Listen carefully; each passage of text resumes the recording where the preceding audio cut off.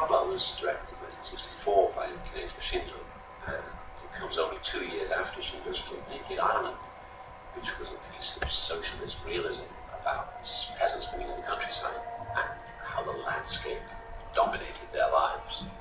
And in a way, Onibaba is like that too. It's also about peasants living in a landscape, this time not an island surrounded by salt water, but a sea of Suzuki reeds in which the protagonists are able to hide and conceal themselves. And it's what an impact that landscape has on them that the film is about. Because whereas the protagonists of Naked Island were constantly exposed in the sun to all the elements, there was literally no hiding place on Naked Island. That's what it was. Onibaba is all about concealment and disguise, and in a sense the value of costume, the financial value that's put on people's clothes, even though their lives are worthless. So it's in some ways a companion piece. Indeed, it stars the same actress, Nobuko Otowa, who was the director's wife and also he said his muse. But again, the protagonist that she plays is quite different from the innocent, hard-working, suffering woman of Naked Island.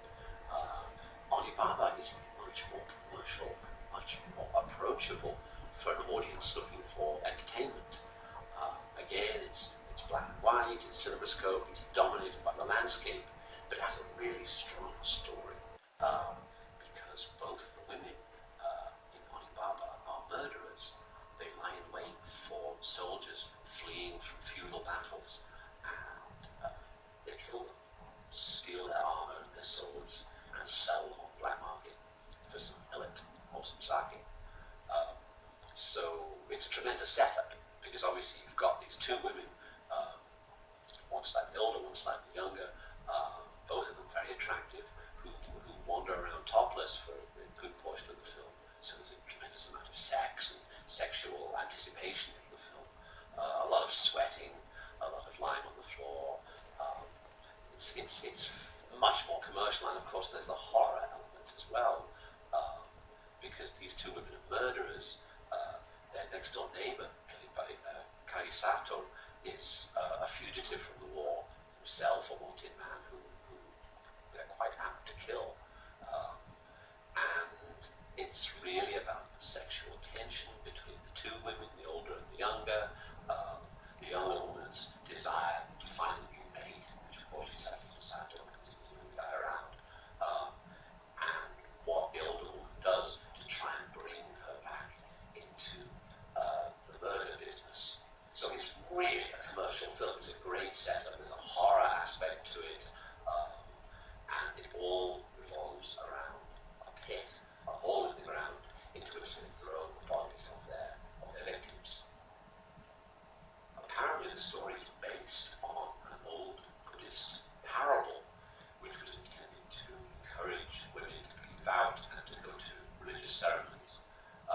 Obviously, Shindo, who's leftist and socialist, doesn't take this thing as gospel, and he turns it into a very compelling and actually quite frightening horror movie, which is simultaneously very sexy, and which simultaneously has more than one political message. On one hand, you can view it as just a treatise about capitalism, about how capitalism works, and as long as there are people able to feed the machine, it's always going to continue to use people to grind them up the way Paul does in Onibaba. As long as we keep the mouth of consumerism, capitalism fed, everything will continue to be this way. The war that the two women are profiteering from has been going on for years, not generations. They themselves are driven into this thing because they have no food. So they're driven to become murderers. So in that sense, it's still a political film. It's a film about the essential nature of capitalism, and it's a film about the corrupting and destabilizing nature of war. Obviously something which the director, having lived through the Second World War, would have had strong feelings about. The score is by Hikari Hayashi, who was the director's favorite composer and worked with him on a number of his films.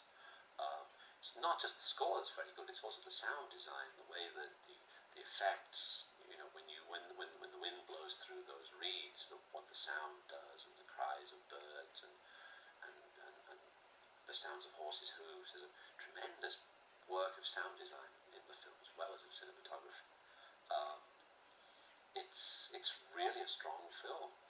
It has quite a reputation. When it first opened in the UK and the US, it was quite popular. It had a big success abroad, and in that sense, it pushed Shindo more in the direction of doing commercial films. Although The Naked Island established him on the international scene with all the awards that it received, Onibaba is the film that he's known for, probably best of all, in the